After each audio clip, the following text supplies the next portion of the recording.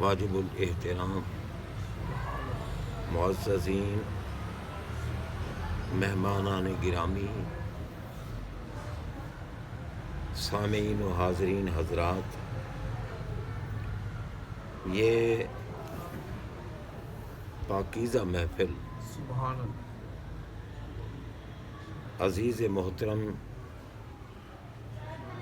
جناب طارق محمود صاحب نے اپنی اہلیہ مرحومہ مغفورہ اور اپنے صاحبزادے محمد اخلاق مرحوم و مغفور کی روحوں کو ایصال ثواب کرنے کے لیے منعقد کی ہے۔ اسی مسئلہ پر مختصر وقت میں تھوڑی سی قرآن و حدیث کا دامن تھامتے ہوئے روشنی ڈالنی ہے، اور جب قرآن و حدیث کے فیوضات میں سے کوئی بات سمجھائی جا رہی ہو یا سمجھی جا رہی ہو، ہمارے آقا علیہ الصلاۃ والسلام ایسی محفل کو دنیا کی تمام محفلوں سے اعلیٰ محفل قرار دیتے ہیں اور اس کو اعلیٰ عبادت شمار فرماتے ہیں۔ سبحان اللہ۔ کیونکہ آقا علیہ الصلاۃ والسلام کا فرمان گرامی اس زبان اطہر و اقدس کا فرمان جس پاک زبان نے ہمیں یہ بتایا کہ اللہ ایک ہے، سبحان اللہ، واحد ہے، لا شریک ہے، بے نیاز ہے، قدیم ہے، واجب الوجود ہے، مطلق ہے، بے شک، غیر مقید ہے، بے شک، لا محدود ہے،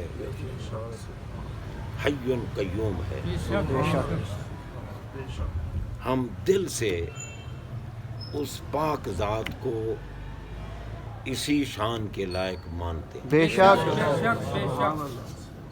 ہم نے اللہ کو دیکھا نہیں، ہمارے آقا پاک نے دیکھا ہے۔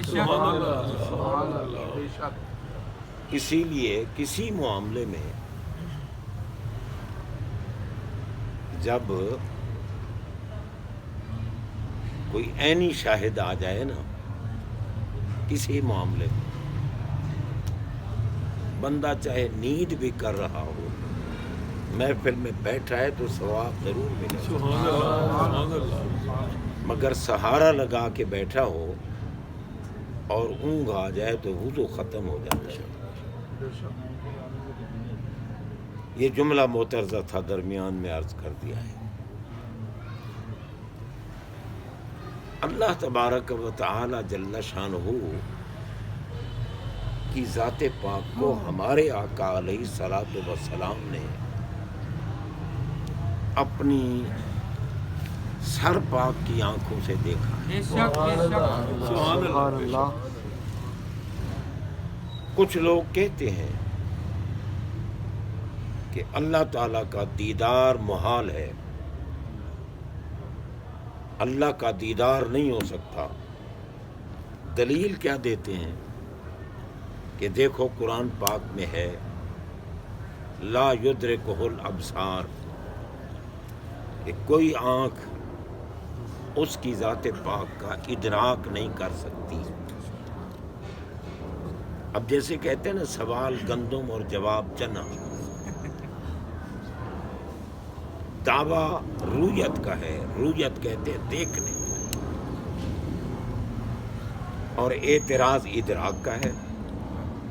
ادراک کہتے ہیں کسی چیز کا احاطہ کرنا. اب ہم سارے بیٹھے ہیں, ہم دعویٰ کر سکتے ہیں کہ ہم نے آسمان کو دیکھا, بے شک ہم نے آسمان کو دیکھا. ہے, مگر یہ دعویٰ نہیں کر سکتے ہم نے آسمان کا احاطہ کر لیا ہے کہ کہاں سے شروع ہو رہا ہے, کہاں ختم ہوتا ہے. یہ ادراک ہے اور یہ رؤیت ہے کہ دیکھا ہے. بے شک. ہم نے دیکھنے کی بات کی ہے, ادراک کی بات نہیں کی. بے شک. ہم نے یہ نہیں کہا کہ ہمارے آقا نے اللہ کا احاطہ کر لیا ہے. وہ تو مطلق ذات ہے, انہوں نے خود بتایا کہ وہ مطلق ہے, وہ غیر مقید ہے, وہ لا محدود ہے, وہ حدوں سے پاک ہے. اس کی ذات بھی حدوں سے پاک, اس کی صفات بھی حدوں سے بے شک. دیکھنا اور چیز ہے. اب کوئی کہے جی دیکھنا محال. اگر کوئی چیز محال ہو نا, اس کا سوال کرنا حرام ہوتا ہے یا کفر ہوتا ہے. اب ہمارا اللہ بے نیاز ہے. بے شک.